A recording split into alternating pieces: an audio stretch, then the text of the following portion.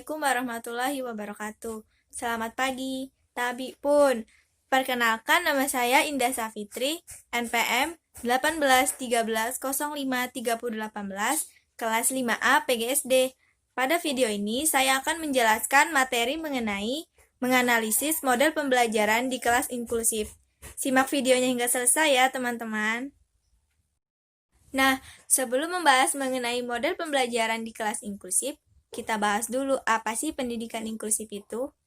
Jadi, menurut Direktorat Kementerian Pendidikan SLB atau Sekolah Luar Biasa, pada tahun 2007, pendidikan inklusif adalah sistem layanan pendidikan yang memberikan akses dan pendidikan bermutu kepada semua anak untuk belajar bersama-sama di sekolah reguler.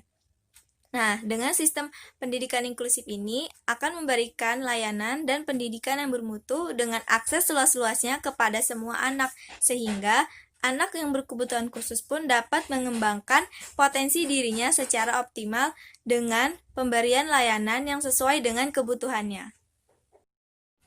Materi selanjutnya yaitu mengenai karakteristik pendidikan inklusif.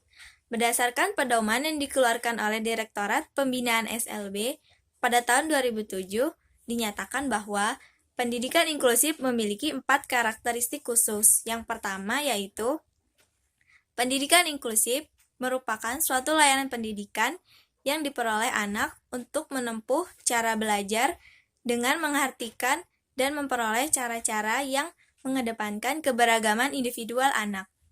Yang kedua yaitu, pendidikan inklusif dimaksudkan sebagai suatu layanan pendidikan yang dilakukan untuk mengatasi hambatan-hambatan anak dalam belajar.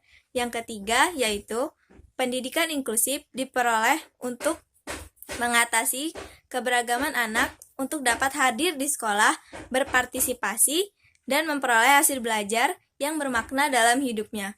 Dan yang terakhir yaitu, pendidikan inklusif diperuntukkan untuk anak yang tergolong marginal, eksklusif, dan memerlukan kebutuhan layanan khusus dalam belajar.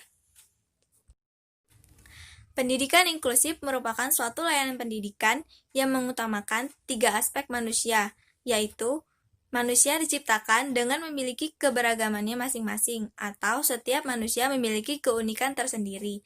Yang kedua yaitu, manusia diciptakan untuk saling menghormati dengan adanya kesadaran bahwa setiap manusia merupakan bagian dari anggota masyarakat.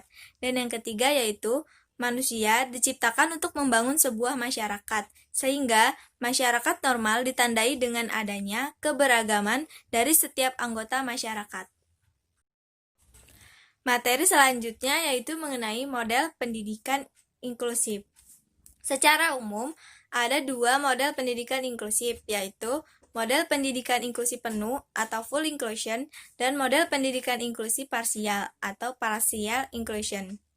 Namun, dalam pelaksanaannya di Indonesia menggunakan model pendidikan inklusi moderat atau juga dapat dikatakan sebagai penggabungan antara model pendidikan inklusi penuh dengan model pendidikan terpadu, yang dalam pelaksanaannya yaitu menggabungkan antara pendidikan sekolah luar biasa atau SLB dengan sekolah reguler.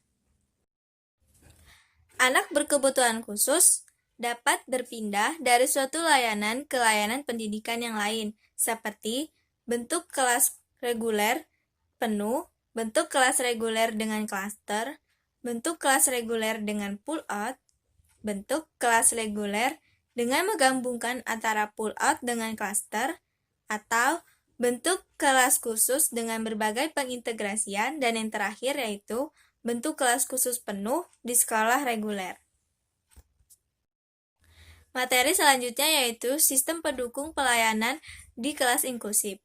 Ada beberapa hal yang dapat mendukung pelaksanaan di kelas inklusif, seperti sekolah dan guru yang ramah terhadap anak. Yang kedua yaitu adanya pusat sumber belajar seperti guru kunjung dan sarana-prasarana yang mendukung kebutuhan anak berkebutuhan khusus.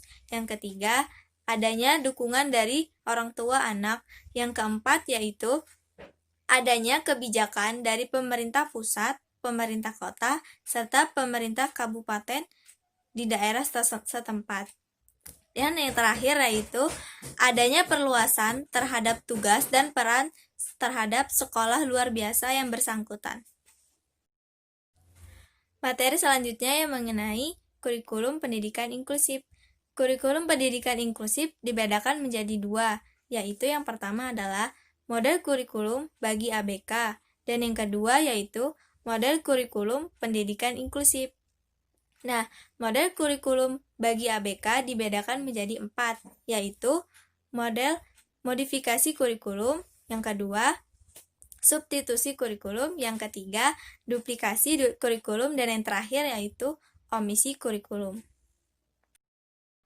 Sedangkan model kurikulum bagi pendidikan inklusif dibedakan menjadi 3 model, yaitu model pendidikan kurikulum dengan sistem reguler, yang kedua model pendidikan kurikulum reguler dengan modifikasi, dan yang terakhir yaitu model kurikulum PPI, yaitu dikhususkan untuk program guru dengan sistem PPI.